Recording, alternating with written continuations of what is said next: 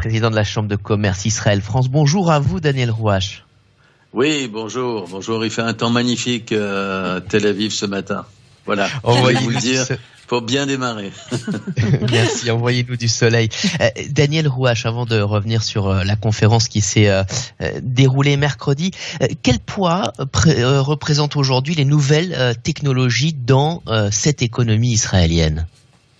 Écoutez, en matière d'exportation, plus de la moitié des exportations d'Israël vraiment sont représentées par le high-tech et qui finalement dans tout l'ensemble de la population, nous avons que 10% de la population qui travaille dans le secteur du high-tech, mais qui représente un poids majeur. Et pour être très franc avec vous, c'est ce technologie, ce savoir-faire, ce high-tech, ces startups qui sont en train de sauver actuellement l'économie d'Israël, puisque depuis maintenant le début de la Covid-19, la progression de ce secteur ne s'est jamais arrêtée.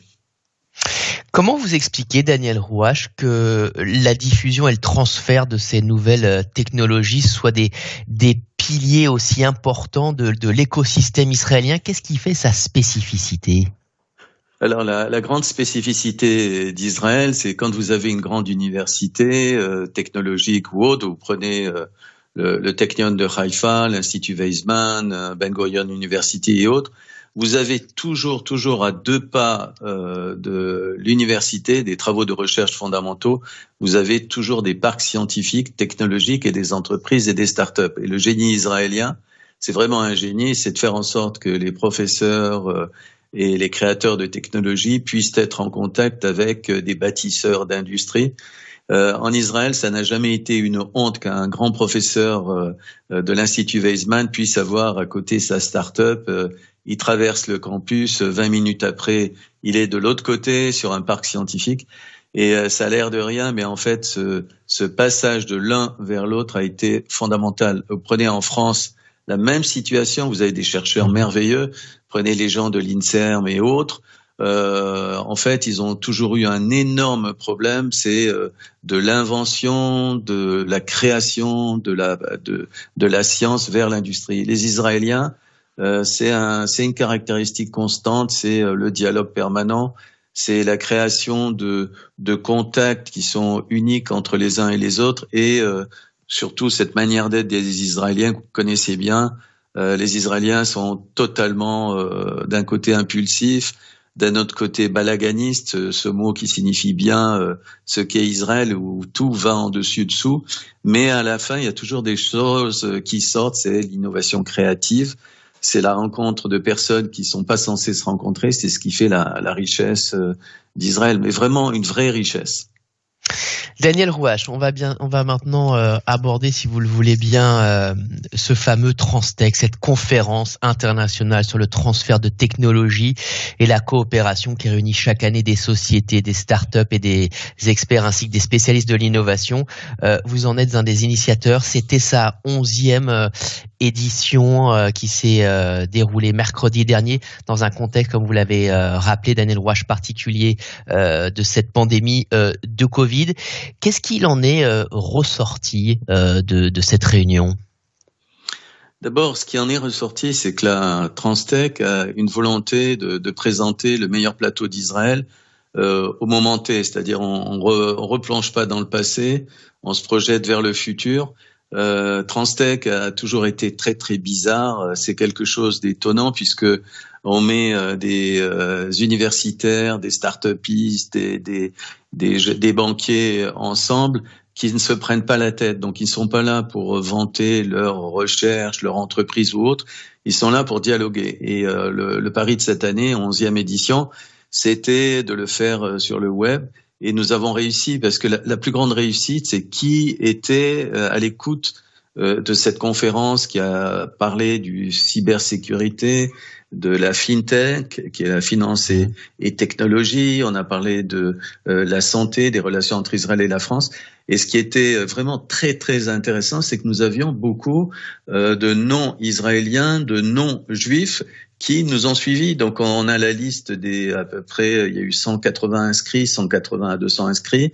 Maximum à un moment d'écoute, c'était autour de 120 pour certaines conférences. Mais concrètement, c'était des gens qui découvraient le potentiel d'Israël. Et par la suite, nous allons leur envoyer les enregistrements, tout le matériel, les contacts, ce qui permet de continuer par eux-mêmes cette élaboration de contacts. Donc voilà, c'est là la spécificité, c'est de pas se prendre la tête, de ne pas être trop sérieux. Vous imaginez, 42 speakers sont passés en 6 heures. Donc, chaque speaker devait donner le meilleur de lui-même. Et si on le voyait traîner en longueur, amicalement, on lui disait « Stop, ça suffit, on continue ». Voilà, c'est ce qui s'est passé. Mais alors, Daniel Rouache, donc il y a eu qu'on comprenne bien, il y a eu toute cette journée de réunions et d'échanges, on l'a compris, très importante. Mais ça va déboucher sur du business quand même à la fin, tout cela. Oui, ça développe du business. D'abord, une chose importante, quand vous parlez de la cybersécurité, il y a des gens qui connaissent pas trop ce qu'est Be'er-Sheva. Quand on leur explique que Be'er-Sheva est devenu une plaque tournante de la cybersécurité mondiale, ah bon, ils tendent l'oreille et ils se posent des questions. Quand ensuite vous expliquez qu'à Be'er-Sheva, vous avez tel groupe américain, Intel et autres, qui est implanté, les entreprises multinationales françaises qui étaient à l'écoute se disent, tiens, je savais pas qu'il y avait ici un ensemble d'expertise, un plateau tournant d'expertise. La cybersécurité se passe aussi à Be'er-Sheva. Et quand on explique que l'armée israélienne, que les services d'intelligence, que des experts de brevets vont vers Be'er-Sheva, ça valorise une ville, une région, un état d'esprit, et vous êtes sûr qu'à un moment donné, des contacts sont établis. Comment voir si les contacts sont établis? C'est extrêmement simple. Nos speakers, nos invités nous ont dit voilà par qui j'ai été contacté à la fin de la conférence, donc à travers LinkedIn, à travers tous les réseaux sociaux. Donc j'ai eu une chance absolument inouïe d'avoir une équipe de premier niveau avec moi, des gens qui ont su élaborer le dialogue. Il y avait également mes étudiants de l'ESCP. Vous savez, c'est une grande école de management. C'est pas tous les jours que dans les grandes. Oui, je suis professeur à l'ESCP. C'est pas tous les jours à l'ESCP qu'on entend parler de ce qu'est la Silicon Valley israélienne. Tous les ans, j'amène ici à Tel Aviv entre 30 à 45 étudiants qui sont issus de plusieurs capitales européennes. Le Technion de France a fait un travail merveilleux également ces dernières années pour amener des gens. On sait que l'université Tel Aviv le fait et autres.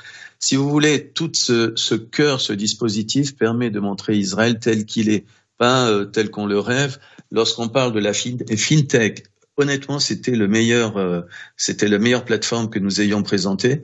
Tout le monde me disait, mais Daniel, tu auras jamais les meilleurs. Eh bien, non, on a eu les meilleurs puisqu'on a eu des boîtes comme Apple's Flyer, qui est un unicorn israélien valorisé plus d'1 milliard de dollars. On a eu des startups. Donc, ça a été un travail d'équipe avec quelqu'un qui était à Zurich, qui s'appelle Shiran Katz, il travaille à la Banque Rothschild. On a eu des experts de l'innovation ici en Israël. Des anciens de l'ESCP nous ont aidés. Donc, on a essayé de trouver des nouveaux contacts. Merci Daniel Rouache, ça a été donc une véritable réussite. Rendez-vous donc pour la 12e édition, mais nul doute qu'on aura la chance et l'occasion de vous avoir en entretien d'ici là sur le 94.8 Judaïque FM. Merci Daniel Rouache, à très bientôt. Shabbat à tous les auditeurs.